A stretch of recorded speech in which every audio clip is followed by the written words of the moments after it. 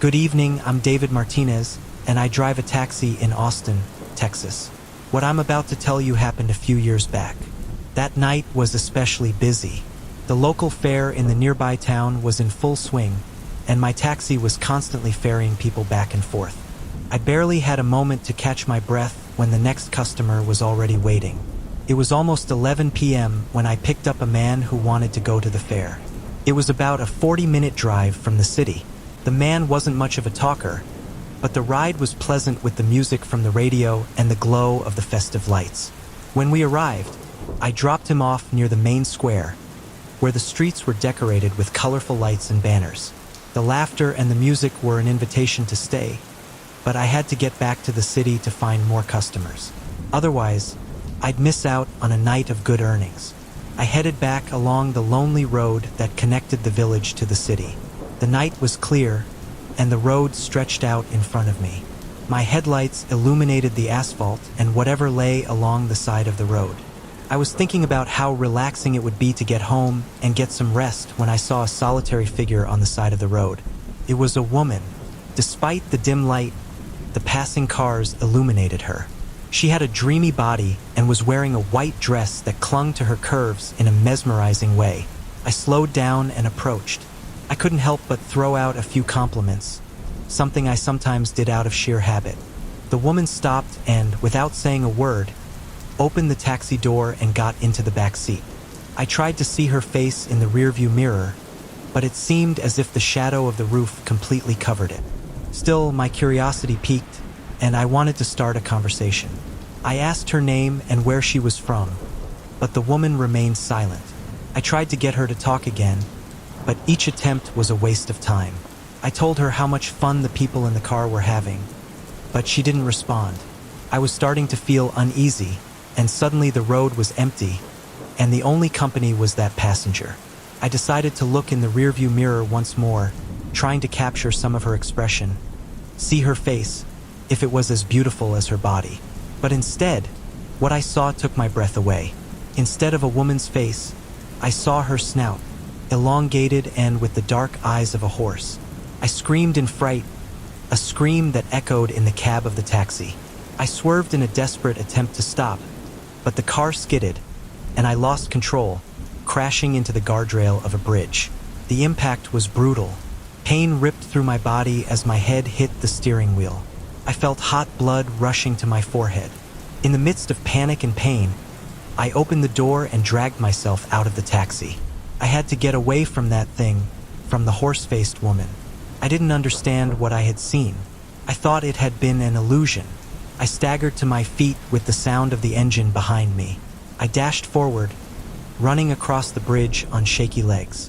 Behind me, I heard a strange noise, a crunch of hooves on asphalt. I didn't dare look back. I felt its presence approaching as if its icy breath were brushing the back of my neck. I ran with all my might, ignoring the pain and fatigue. I don't know how I managed it, but I finally made it to the other side of the bridge. I stumbled and fell to the ground, gasping for air and feeling the weight of fear crushing my chest. I thought it was the end of me. I looked back, expecting to see the figure of the horse-faced woman chasing me, but there was no one there, just the mangled taxi. I didn't know what happened because I woke up in the hospital. Some people on their way to the dance found me unconscious by the side of the road and took me there. I was lucky that these good people helped me. After I was discharged, I told my story to my family and colleagues at the taxi stand, but no one believed me. Everyone thought it was caused by the blow to the head.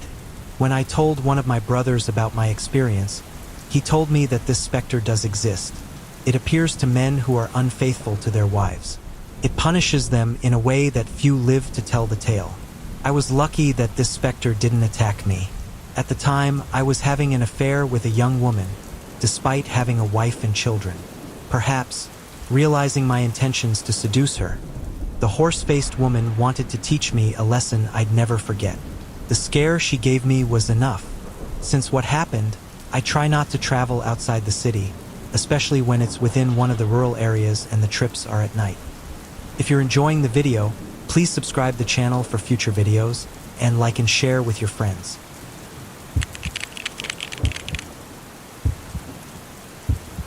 My name is Emily Thompson, and I drive a taxi in Austin, Texas. I've often walked the lonely streets in the early morning, which undoubtedly hold countless stories related to the paranormal. I've never been very superstitious, but what happened to me one night changed my perception forever. It was a cold, cloudy night, typical of late autumn. I'd had a long day, and the streets were beginning to empty out. I decided to do one last stroll before heading home. I passed by the cathedral, an imposing Gothic building that dominated the city center. Until then, it had always seemed like a mysterious place to me, especially at night. It seemed like in every corner of the cathedral, I'd see some macabre procession of nuns or Franciscans. As I approached the taxi stand in front of the cathedral, I saw a woman in her 30s dressed in a long, elegant coat. She seemed nervous, looking around as if waiting for someone or something. I slowed down and stopped in front of her. I rolled down the window and asked if she needed a taxi. The woman nodded with a grateful smile and got into the back seat. I noticed she was very beautiful, with a serene face and deep eyes, although she seemed somewhat sad. I asked her directions as I turned on the meter. She gave me the address, and I realized it was all the way to the other side of the city, or to be precise, to the edges. We began the journey, and to make the trip more enjoyable, I tried to converse with her. Even though the woman answered my questions, there was something in her tone that gave me the creeps. Besides, she didn't uncover her mouth when she answered my questions. I didn't want to upset her, so I decided to focus on driving. As we drove on, the fog thickened, enveloping the taxi in an almost unreal haze. To be honest, in my years as a taxi driver, I had never seen anything like it. It looked like something out of a horror movie. We finally arrived at the address the lady had given me. I stopped in front of the house. Something about it seemed familiar, but I didn't pay attention. I looked at the woman in the rearview mirror, waiting for her to give me some direction. She leaned forward, and that's when I noticed a deep scar running across her face from the corner of her lips to the side of her cheek, giving it the appearance of a macabre smile. The air in the taxi turned icy, and fear gripped me. "Thanks for the ride. Let me give you some advice. Never pick up passengers at the cathedral stop in the middle of the night, or you don't want to end up like me," she said in a voice that seemed spectral. I froze, unable to utter a word. The woman opened the door and got out of the taxi, walking toward a nearby alley. The fog quickly enveloped her, and her silhouette vanished as if she had never been there. I felt a surge of panic.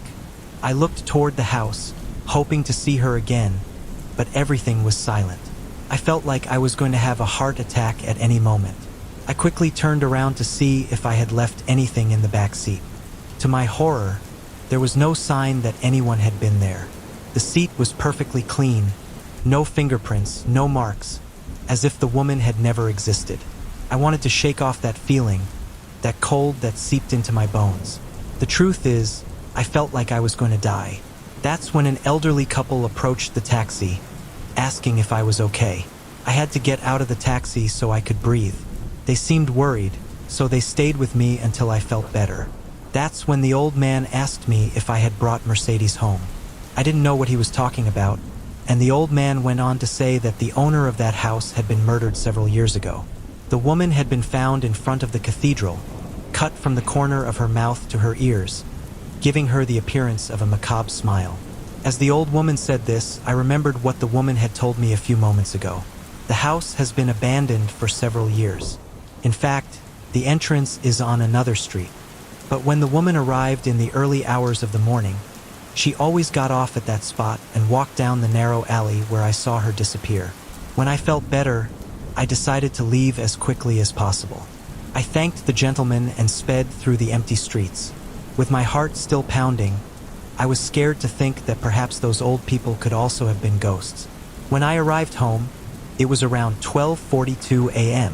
I couldn't sleep well that night because every time I closed my eyes, I thought I saw the woman's deformed face with her macabre smile. In the morning, I told my grandmother, and she swept me with some herbs to scare away the bad spirits. She told me to stop working so late, as that had been a sign to return home and not look for clients at night. Today, I still drive my taxi, and every time I pass by the cathedral, I can't help but glance toward the taxi stand, hoping not to see that beautiful woman with a macabre smile. I wanted to light a candle so she could rest in peace, but my grandmother told me that perhaps her misery in the world of the living has not yet ended. None of my colleagues have had any experience with that apparition. Possibly she only appears to women so they don't suffer the same fate as her.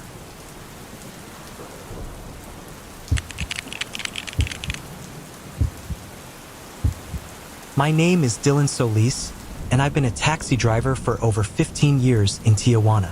I've heard hundreds of stories from my passengers, from love stories to horror stories, but mostly horror stories. At first, when I heard them, it made me laugh, but when they started happening to me, it wasn't funny anymore. I never imagined that one day I would experience one of those stories firsthand. This is my story, a memory I'll never forget.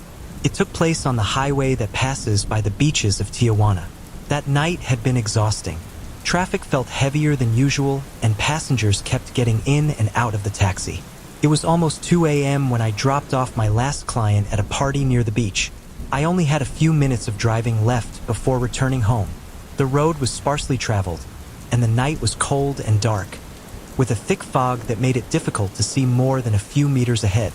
As I continued along the road, an old local legend came to mind. The story of the woman in white. According to legend, a young woman dressed in white would appear on that road looking for a taxi to take her to her final destination. A destination she would never reach because she had tragically died in an accident many years ago. I always considered such stories to be mere driver superstitions. Until that night, I drove slowly due to the poor visibility, also being cautious that someone might cross my path. Suddenly, I saw a figure on the side of the road. It was a woman dressed in a long white dress that shimmered in the light from the streetlights. I felt a chill run down my spine. My first reaction was to think she was a possible passenger, someone at one of the parties that had already ended and was waiting for a taxi to take them back to the city. I slowed down and stopped next to her. I rolled down the window and asked if she needed a ride, that I was going to Tijuana or that I would drop her off wherever she was going. The woman didn't say anything. She just nodded slowly and got into the back seat. Through the rearview mirror, I noticed that her face was pale and her eyes seemed empty, as if they were staring into space. I tried to make conversation, as I always do with my passengers, but the woman remained silent. I asked her if the party was good. In a barely audible voice, she told me she had attended a wedding. Although the night was cold, inside the taxi it was even colder. I wished more passengers would get into the taxi, but the further I drove, I knew only the woman would be the last passenger that night.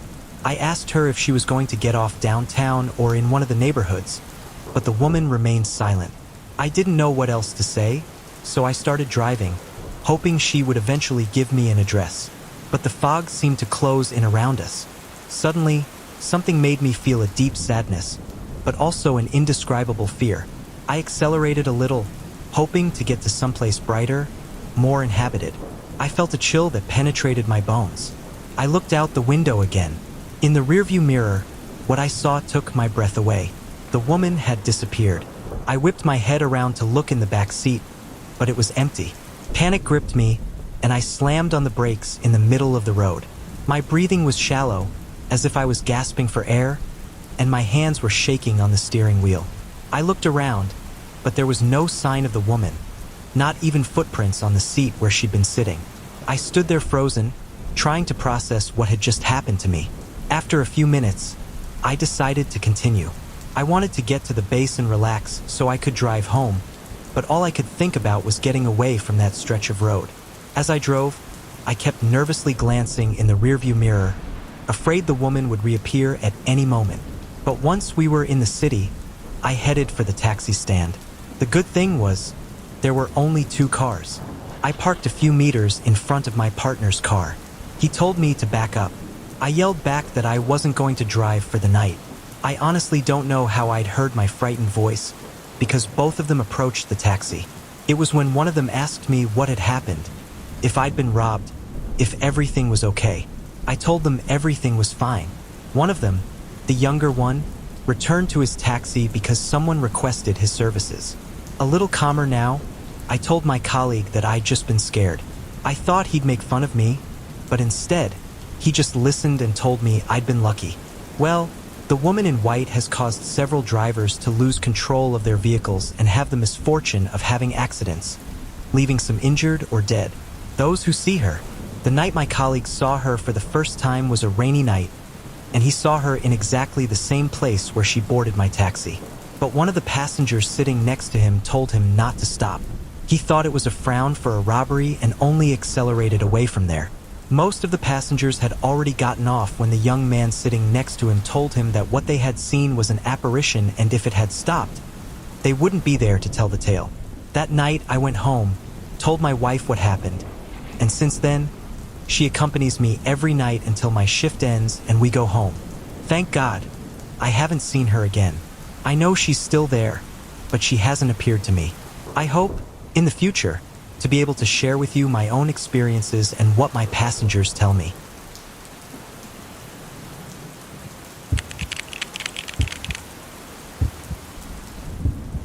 I'm Yummel Luna, and I'm a taxi driver. Every night, after finishing my shift, I walk through the streets of the oldest neighborhood in the city. I don't like driving at night through that place, because with its poor streetlights and houses from another era, it seems as if only ghosts live there. That night didn't seem any different from the others, but it was. I drove my taxi. It was already late and starting to get cold. I drove thinking about the warmth of my home and the dinner that awaited me.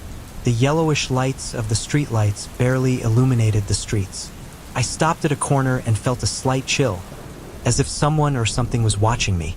I looked around, hoping it was a customer, but all I saw was an occasional dog walking along the street. Suddenly, I saw her. She was on the side of the street, a figure wrapped in a black cloak.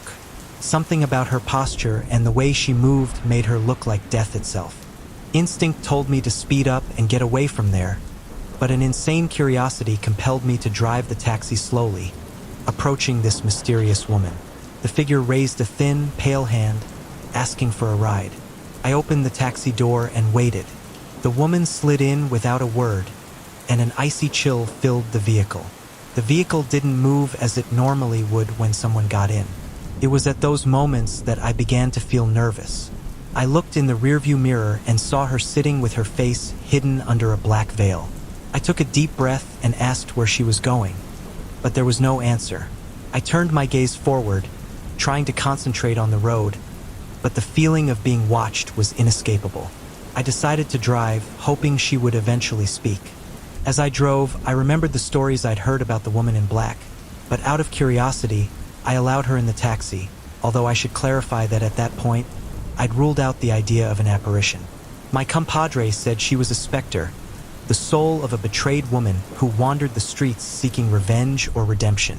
I tried to shake those thoughts from my mind, but the silence and the cold inside the taxi were terrifying. Furthermore, it was said that in that neighborhood, there was a woman who, after being betrayed by her husband, took her own life, hanged herself inside her house. But when the husband didn't return, the neighbors reported the foul smell emanating from the couple's house.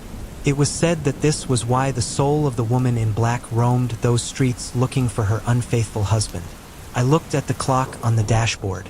It was already midnight when the figure began to move restlessly. In the back seat, a feeling of panic gripped me, and my fingers tightened around the steering wheel. Without warning, the woman let out a whisper that echoed in my mind like a scream. I slammed on the brakes, and the taxi stopped in the middle of the street. I slowly turned my head back, but the back seat was empty. My heart was pounding, and cold sweat was running down my forehead. When I glanced sideways, the woman was on the sidewalk, staring at me in a way that almost made me pee my pants. Her veil slowly lifted, revealing a corpse-like face and empty eyes that seemed to absorb all the light around them. I tried to get the taxi moving, but I was completely paralyzed by the terror I felt. Suddenly, the woman fainted. I was breathing heavily. I sat up slowly, trying to process what had just happened. I knew I couldn't stay there. I started the taxi to get away from that neighborhood. With shaking hands, I drove as fast as I could, without looking back. I didn't know how much time had passed, but I finally reached a more well-lit and populated area of the city. I stopped at a gas station and got out of the taxi, unable to continue driving. My legs were shaking, and I told myself that I had caused it. If I already knew what was being said about that cologne, and when I saw it, I should have walked away and not looked at it. That night, when I returned home, I collapsed in bed, plunged into a severe fever that lasted for several days. My mother later told me that every time I opened my eyes, I would stare at a specific spot, as if I were seeing a ghost. The terror I felt was evident on my face. The truth is, I don't remember anything after I got home when I had that experience with the woman in black. Days passed before I could return to work. Every time I closed my eyes, I saw the face of the woman in black and felt her cold presence around me. My coworkers were the only ones who believed in what had happened to me, as they too have had experiences with the supernatural. Some suggested I seek help at church, to have a priest bless the taxi in case that apparition had left a bad vibe, and not one of bad vibes and I had an accident or worse, lost my life. The truth is that the simple act of driving at night became psychological torture. Eventually, I had to quit my job, as paranoia and fear had taken root deeply within me. About 6 months passed before I returned to work. My boss told me to work only during the day, and when I felt safe, I could work at night. I rarely work until late at night. I leave early, as what happened to me was not pleasant at all. My mother went to a healer for help. The woman sent some herbs to my mother, which I placed in the taxi. This was to ward off evil spirits, for which I am very grateful. This was my experience with the woman in black. I advise you not to underestimate the stories others tell you. If they tell you not to walk down that street because the weeping woman might appear, you'd better back off. Don't act rudely and get a fright like I did. All because I wanted to know if it was true that the woman in black appeared on those streets.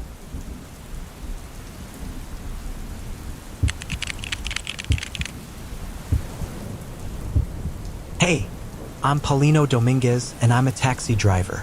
What I'm about to tell you is what I experienced, and it's absolutely true. I'm from the state of Mexico, and I remember that night with such clarity that just remembering it torments me. But I've been told it's better to let it out than to keep it to yourself. Because as men, we don't like to be labeled as cowards. Near where one of my sisters lives, I had heard stories about the woman in the sports park, a specter who, it was said, appeared in the darkness to signal drivers, throwing herself at their cars and causing the driver to lose control, causing an accident or even the death of the unfortunate person. Most of my fellow taxi drivers shared these stories in lower voices, as if they feared that mentioning her would summon her. I had always been skeptical until I had my own encounter with this being. For me, it was just an ordinary night, the kind of night that made me grateful for a job that kept me awake and moving. My sister had been at my mother's house, and they called me to take her home. I stayed for a while chatting with my sister and then said goodbye to continue working. The streets were deserted, and the sports park looked dark, darker than usual. As the sky was overcast, the stadium lights were off, and the place seemed abandoned and desolate. I drove slowly along the main street that bordered the park when my attention was suddenly caught by a wax figure, briefly illuminated by my taxi's headlights. It was a woman who was hailing me, but something about her posture, the way she remained almost motionless, struck me as odd. I started to pull over anyway, allowing the woman to get into the taxi. I stopped next to her, and for a few moments, I thought I saw a corpse-like face on the customer's face, but I thought it had been the reflection of the headlights of the car that passed me. I opened the back door, and the woman slid inside without a word, and I felt a chill run down my spine. In the rearview mirror, I could barely make out her face, partially obscured by her hair and the darkness. Her pale, thin hands were clutching the front seat. The atmosphere in the taxi became a little stifling, as if the air itself had frozen. I drove aimlessly, waiting for her to indicate her destination. But the woman remained silent, and the tension in the vehicle increased with every second. I tried to concentrate on the road, but the passenger gave me no indication of her destination. I had barely driven 2 blocks when I remembered what they were saying about that apparition. I began to slow down to stop a few meters ahead. With my heart beating as if I were going to have a heart attack, I had to gather my strength. Courage. I didn't look in the rearview mirror until the taxi came to a complete stop. Suddenly, a movement in the back seat made me jump. The woman leaned forward, and for a moment, I saw her face reflected in the rearview mirror. It was a fleeting glimpse, but enough to make my blood run cold. I thought it was the car's headlights. It was true. Her face was cadaverous, her eyes empty and dark like bottomless pits, and the horror I began to feel at that instant was indescribable. Unable to stop myself, I let out a strangled scream and hit the accelerator. The taxi roared as it sped through the empty streets. The figure in the back seat remained motionless. Their very presence was terrifying. Panic gripped me completely, and my hands trembled on the steering wheel. A car that drove past me, honking its horn, made me react.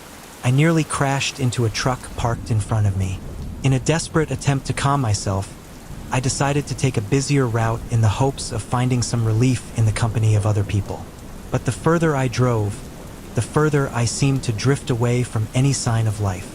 The city itself seemed to have vanished, leaving me with my growing fear. Finally, I saw lights in the distance. I drove toward them. My only intention was to get somewhere where I wouldn't be alone. I slammed on the brakes in front of a convenience store, still in operation. I jumped out of the taxi, walked into the store, grabbed a bottle of water, and started drinking it before paying for it. My hands were shaking so much that the young man at the register didn't reprimand me for drinking it before paying.